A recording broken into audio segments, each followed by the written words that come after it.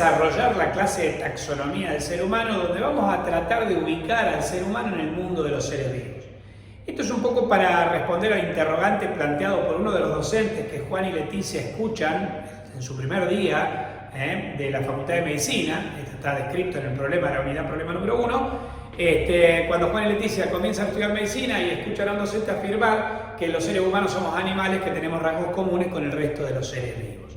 Entonces, lo primero que tenemos que ver es cómo surgen los seres vivos en la Tierra, cuáles fueron los primeros seres vivos y cómo fue, a grandes rasgos, la evolución de los seres vivos. Entonces, por ejemplo, nosotros sabemos que el origen del universo, según las teorías más actuales, surge a partir de una gran explosión denominada Big Bang, que los científicos sitúan entre hace 13.000 y 15.000 millones de años atrás.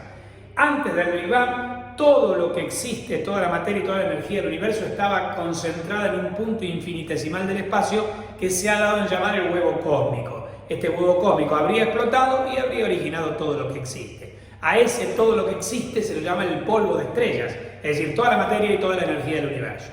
A medida que ese polvo de estrellas se va expandiendo a partir de la explosión original, se forman los primeros átomos, la energía se va enfriando, la materia también, y de esa manera se constituyen las primeras estrellas y los primeros planetas. Por ejemplo, hace más o menos 4.800 millones de años se habría originado nuestra estrella, el Sol, en el origen, entre 4.600 y 4.800 millones de años, de todo el sistema solar.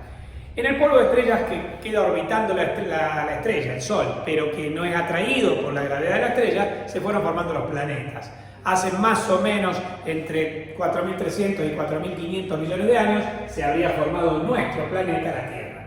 Finalmente, según hipótesis como la hipótesis de Oparin, según lo que ha sido parcialmente confirmado por el experimento de Miller, por distintos investigadores, en la materia que en nuestro planeta, en la Tierra, quedó en los mares de la Tierra primitiva, lo que se ha dado en llamar la sopa biótica, donde existían moléculas prebióticas, moléculas orgánicas cuya combinación, gracias a las condiciones de la Tierra primitiva, una inestabilidad atmosférica con descargas eléctricas, altas temperaturas, erupciones volcánicas, etc., todo esto determinó que la Tierra se haya constituido en un gran laboratorio, en un enorme laboratorio, donde hace aproximadamente 3.500 millones de años habría surgido la vida.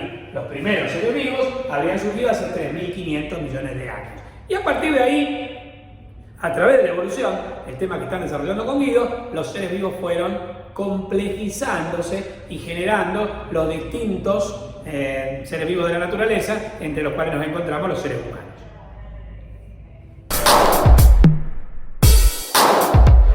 Bueno, ¿cómo fueron los primeros seres vivos?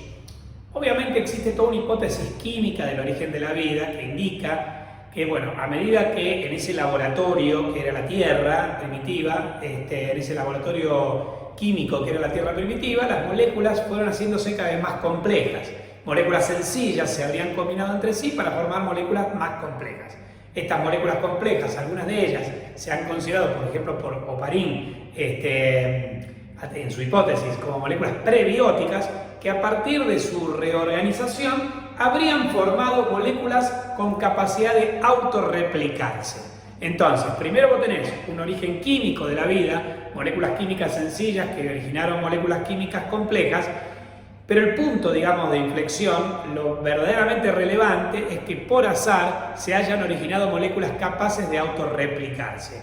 Estas moléculas son concretamente dos: el ácido ribonucleico, o ARN, y el ácido desoxirribonucleico, o ADN. Hay una hipótesis que dice que los primeros seres vivos habrían sido seres basados en ARN, o sea, ácido ribonucleico con capacidad de replicarse.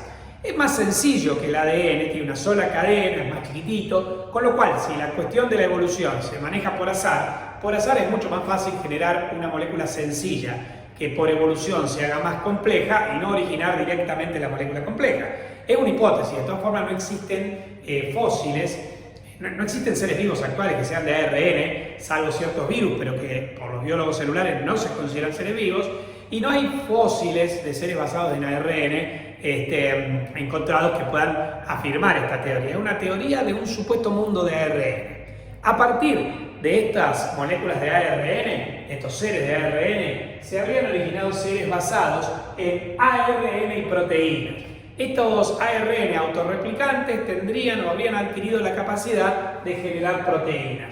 Como las proteínas son más eficaces para catalizar las reacciones químicas del metabolismo, concretamente para actuar como catalizadores, acelerando las reacciones químicas, esta acción de las proteínas como catalizadores se llama función enzimática, o sea, concretamente, como las proteínas pueden actuar como enzimas, en el momento en el que los ARN comenzaron a fabricar proteínas, el metabolismo celular aumentó. Y entonces, estos seres basados en ARN y proteínas fueron más eficaces que los seres basados simplemente en ARN, que tendrían que haber tenido un metabolismo mucho más pobre, mucho más lento, menos importante. El ARN puede actuar como enzimas, pero no con la capacidad que tienen las proteínas. Bien, ¿existen fósiles de estos seres? ¿Algún ser extinto que sea de ARN y proteína? No. ¿Existe algún ser vivo en la actualidad que tenga esta característica? No. Y así pasamos al tercer grupo, que son los seres basados en ADN, ARN y proteínas. Estos seres están constituidos por ácido desoxirribonucleico con capacidad de replicarse, este proceso se llama replicación o autoduplicación, con capacidad de sintetizar moléculas de ARN mediante un proceso llamado transcripción, el cual sirve para fabricar proteínas mediante un proceso llamado traducción. O sea, los tres procesos, las tres moléculas básicas serían el ácido desoxirribonucleico o ADN, el ácido ribonucleico o ARN y las proteínas, y los tres procesos básicos serían la replicación, la transcripción y la traducción o síntesis proteica. ¿Existe algún ser vivo así en la actualidad? Sí, todos los seres vivos. Compartimos esto con el resto de los seres vivos, los humanos y todos los seres vivos. ¿Existe algún resto fósil de seres extintos que sean así? Sí, todos los registros fósiles, al menos en los cuales se recuperó material orgánico, muestran ser seres de ADN, ARN y proteínas. Por eso, a esto se lo llama el dogma central de la biología molecular, que explica que los seres vivos están constituidos por ADN con capacidad de autorreplicarse, con capacidad de formar copias de ARN mediante el proceso de transcripción, el cual mediante el proceso de traducción puede formar proteínas. Esta cuestión del dogma central lo vamos a analizar mejor en la UP2, donde vamos a ver ácidos nucleicos. Pero en conclusión, siempre se estuvo en la búsqueda del llamado LUCA, L-U-C-A, LUCA,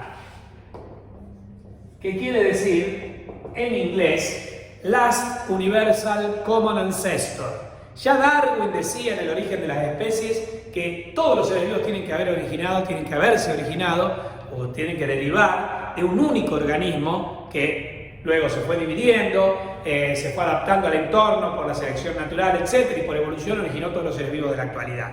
Eso lo decía ya Darwin. Bueno, otros autores postulan un cúmulo, una comunidad de seres vivos primigenios a partir de los cuales se originó la vida, pero bueno, siempre se estuvo en búsqueda del LUCA, el último ancestro común universal, Last Universal Common Ancestor. ¿Será un ser basado en ARN? ¿Será un ser basado en ARN y proteínas? ¿O será, como los seres vivos actuales, un ser decididamente basado en ADN, ARN y proteínas? Y a lo mejor todos nunca existieron. No lo sabemos, se sigue estudiando. Está en las hipótesis, en los distintos trabajos científicos que tratan de explicar el origen de la vida.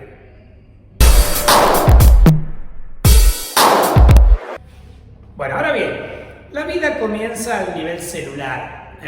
Según los biólogos celulares, la unidad básica morfológico-funcional de los seres vivos es la célula. O sea que si un organismo o una estructura no tiene células, como por ejemplo un virus, que no son células, sino que tienen un core o corazón formado por un ácido nucleico, ADN o ARN, y después tiene una cápside formada por proteínas, al no ser una célula no se lo puede considerar un ser vivo. Bien, si la vida comienza al nivel celular, ¿cuándo y cómo surgen las primeras células? Entonces, recapitulemos un poco. Primero surgen compuestos químicos prebióticos en la Tierra primitiva.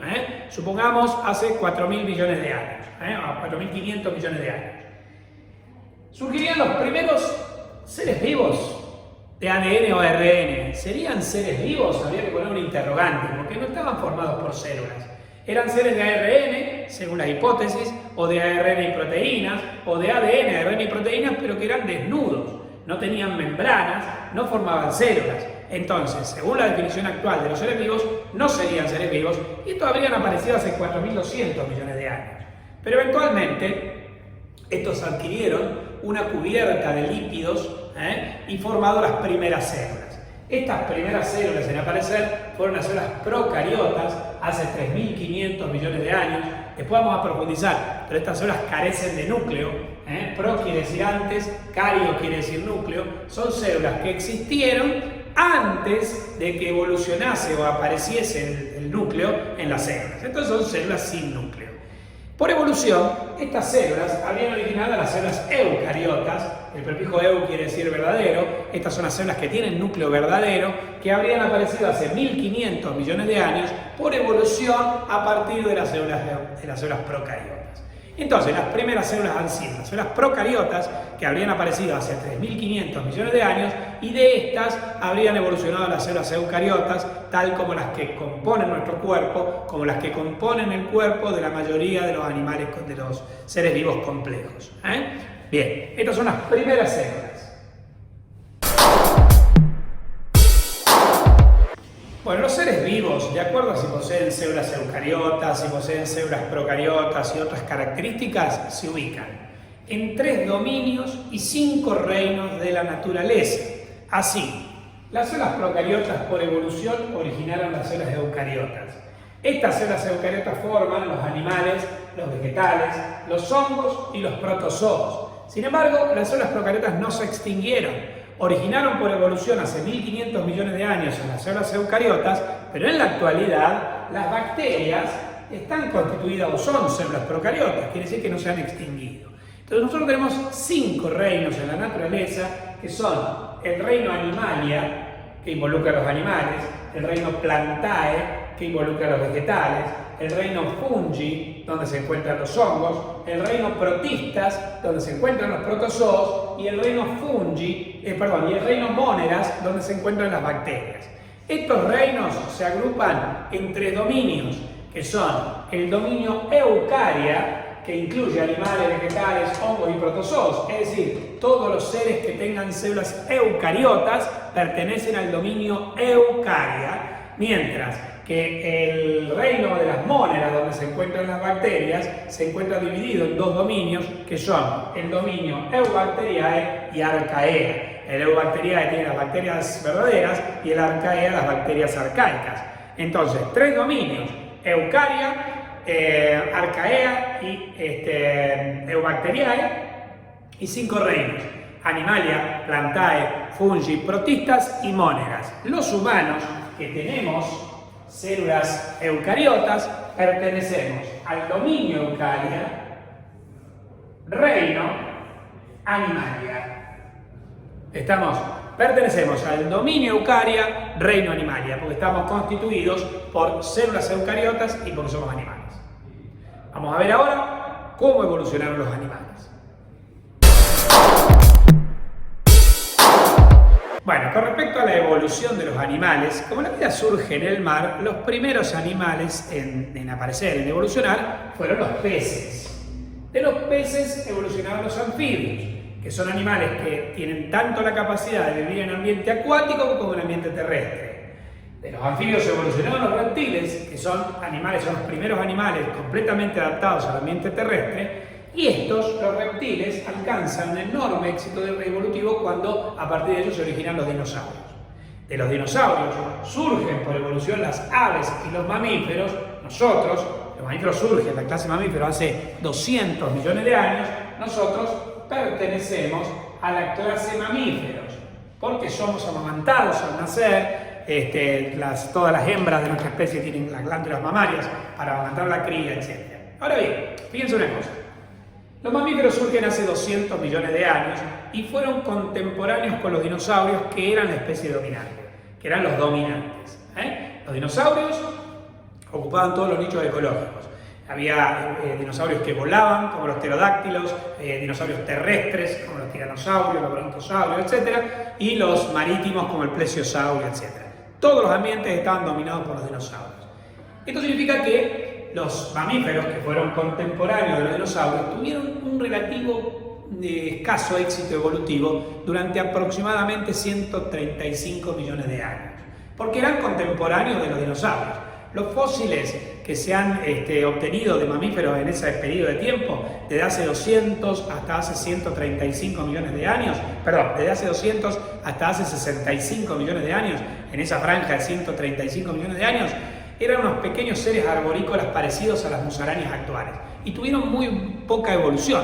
¿Por qué? Porque básicamente no podían bajar de la planta para ocupar otros nichos ecológicos, porque ahí los que eran dominantes eran los dinosaurios y los mamíferos eran presa de los dinosaurios. Pero hay un hecho fortuito, como básicamente el principio rector de la evolución, el azar, un hecho fortuito que cambió la historia de la vida en la Tierra y que fue la extinción de los dinosaurios. Hace 65 millones de años se extinguieron los dinosaurios. Hay distintas teorías sobre por qué se habían extinguido. La más aceptada es la caída de un enorme meteorito en la península de Yucatán, de lo que hoy es la península de Yucatán, que habría provocado lo que se llama un evento de extinción masiva y había provocado la extinción de los dinosaurios. Esto le permitió a los seres supervivientes evolucionar. En el caso de los mamíferos, esto produjo hace 65 millones de años la denominada radiación adaptativa de los mamíferos. Los mamíferos dejan de ser la presa de los dinosaurios, evolucionan, generan múltiples especies, dominan la Tierra, se transforman en la nueva especie dominante, ocupando, digamos, prácticamente todos los nichos ecológicos. Hay mamíferos terrestres, como los primates, como los felinos, etc. Mamíferos acuáticos, como las ballenas, como los delfines, mamíferos voladores, como los murciélagos. Quiere decir que ocuparon todos los nichos ecológicos. Pero esto se produjo por la extinción de los dinosaurios hace 65 millones de años. Esto podría ser un ejemplo de una de las teorías que van a ver con Guido, que es la teoría del equilibrio puntual, una de las teorías de la evolución. Lo podrían relacionar con ello. Bueno, ese es el origen y evolución de los animales, específicamente de los mamíferos. Los humanos pertenecemos al dominio Eukarya, reino Animalia, clase mamíferos. Bueno, decíamos que los humanos pertenecemos a la clase mamíferos, somos amamantados al nacer, y decíamos también que hace 65 millones de años se produjo la radiación adaptativa de los mamíferos por la extinción de la especie dominante en ese momento, que hasta entonces había sido, que eran los dinosaurios. Bien, y entonces los mamíferos ocuparon todos los nichos ecológicos, dividiéndose en distintos órdenes. Así, por ejemplo, tenemos mamíferos acuáticos, pertenecientes al orden de los cetáceos, como las ballenas o los delfines, mamíferos aéreos, como aquellos pertenecientes al orden de los quirópteros, como los murciélagos, y mamíferos terrestres, como los primates y otros. Nosotros pertenecemos al orden primates. Los primeros simios en aparecer, en evolucionar, se denominaron prosimios primitivos. Estos habrían existido en un primitivo continente primigenio llamado Pangea, un único continente, que por cuestiones geológicas se habría dividido, se habría fraccionado y originado los continentes actuales, particularmente América y lo que sería el continente africano, Europa y etc. Entonces, al dividirse el continente, aquellos simios que quedan en América, en el Nuevo Mundo, empiezan a evolucionar de manera diferente a los simios que quedan en África, en el Viejo Mundo. Entre los rasgos distintivos entre los simios, los primates del Nuevo Mundo y los primates del Viejo Mundo, es la forma de la nariz. A los monos del Nuevo Mundo, el mono tití, el mono araña, los monos americanos, se los llama platirrinos. ¿Por qué? Rino quiere decir nariz y plati viene de plato, quiere decir que tiene nariz ancha. Tiene la naricita ancha, sin estos huesos que tenemos nosotros. En cambio, a los monos del Viejo Mundo, los que quedaron en África, luego de la división de Pangea, se los ubica en el infraorden catarrinos, que quiere decir nariz hacia abajo, porque al igual que nosotros tienen en la nariz, las narinas, que son estos orificios de la nariz, como para abajo, digamos, luego de todo este hueso, que es el hueso de la nariz, que son los huesos de la nariz. Bueno, entonces, ¿qué pasa? Nosotros pertenecemos al infraorden catarrinos, porque nuestra nariz es similar a la de los monos del Viejo Mundo, a la del gorila, del chimpancé, etc. Es decir, que pertenecemos a la clase mamíferos, orden primates, infraorden catarrinos.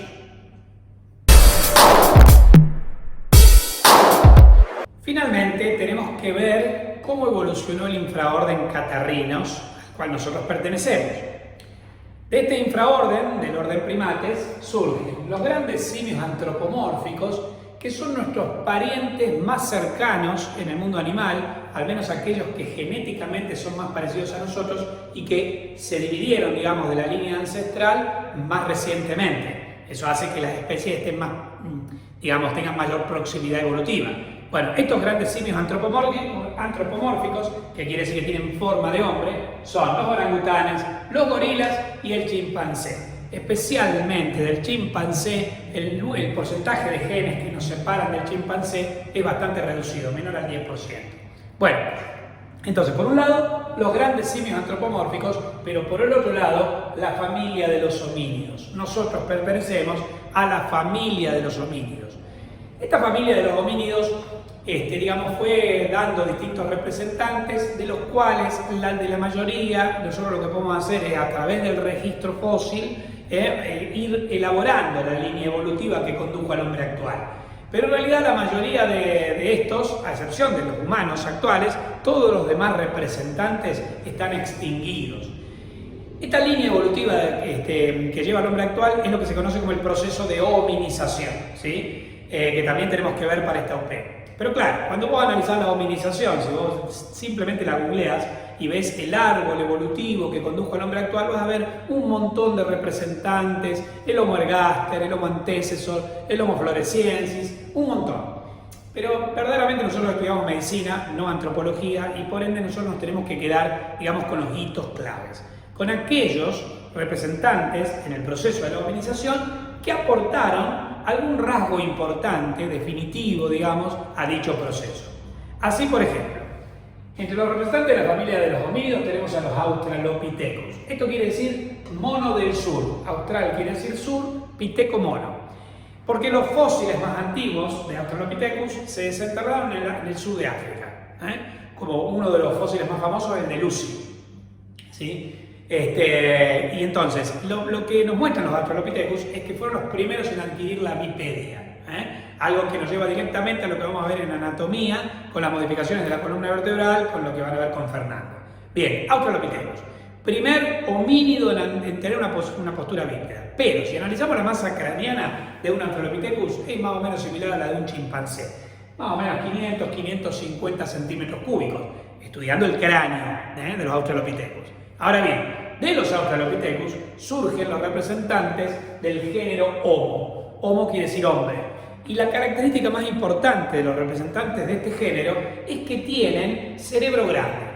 A lo mejor no tienen el cerebro más grande entre los animales de la naturaleza, porque a lo mejor el cerebro de una ballena o un elefante pueden llegar a ser más grande que el de un representante del género Homo. Pero sí son los animales que tienen la mayor relación entre masa cerebral y masa corporal. Dicho de otra manera, su cerebro es demasiado grande para el cuerpo que los contiene. Esto lo podemos evidenciar a medida que vamos viendo por evolución cómo fue aumentando el tamaño del cráneo. Otra cosa que van a ver en anatomía. Entonces, por ejemplo, uno de los más importantes representantes del género Homo fue el Homo habilis, que quiere decir hombre hábil, que fue el primer constructor de herramientas. Del Homo habilis, que tenía una masa encefálica de 750 centímetros cúbicos, surge el Homo erectus, que quiere decir hombre que anda erecto, que tiene una masa cerebral de 1000 centímetros cúbicos y que fue probablemente el primer homínido que pudo encender y manipular el fuego, y además fue el primero en protagonizar migraciones fuera de África. Todos estos representantes en la línea evolutiva del humano surgen en África. Pero el Homo erectus hace 1 millón de años abandona África, protagoniza la primera gran migración fuera de África, y fuera de África evoluciona, especialmente en Europa y en Oriente, formando el Homo neanderthalis, por evolución. Bien, pero del Homo erectus que queda en África, por evolución, surge el Homo sapiens. Nosotros pertenecemos a la especie Homo sapiens. Todos los demás son representantes de la familia de los homínidos que están extinguidos. Entonces, y a modo de resumen de lo que acabamos de ver, para simplificar, para ubicar al humano en el mundo de los seres vivos desde un punto de utilizando la taxonomía, nosotros decimos que el humano pertenece al dominio eucaria porque está constituido por células eucariotas, Pertenecemos al reino Animalia, porque somos animales, con todas las características que tienen los animales.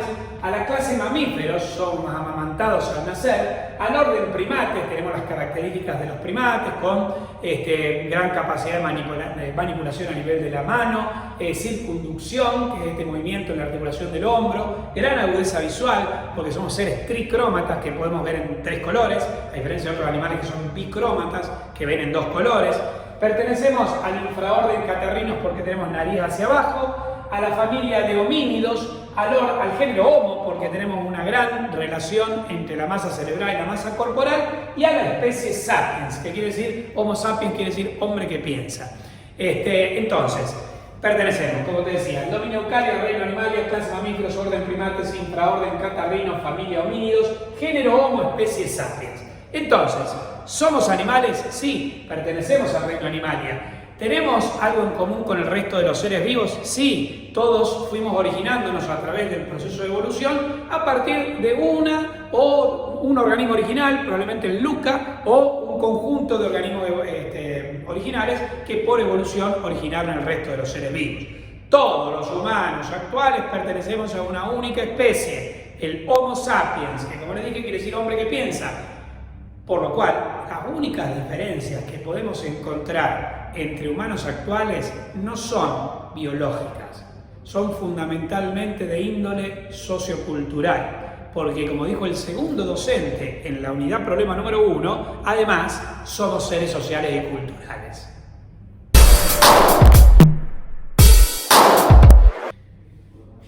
Bueno, queridos polluelos, todo esto se profundiza a partir de las clases de evolución con Guido y de hominización con Guido. En las próximas clases yo voy a abandonar la biología para meterme de lleno en la histología y en la química. Les voy a explicar las células, procariotas y eucariotas, y también los compuestos químicos, como las proteínas y las enzimas, que me van a servir para que después, en la próxima OP, pueda hablar un poquito de los ácidos nucleicos, del ADN y del ARN. Nos vemos en la próxima clase, polluelos. Sigan cuidándose.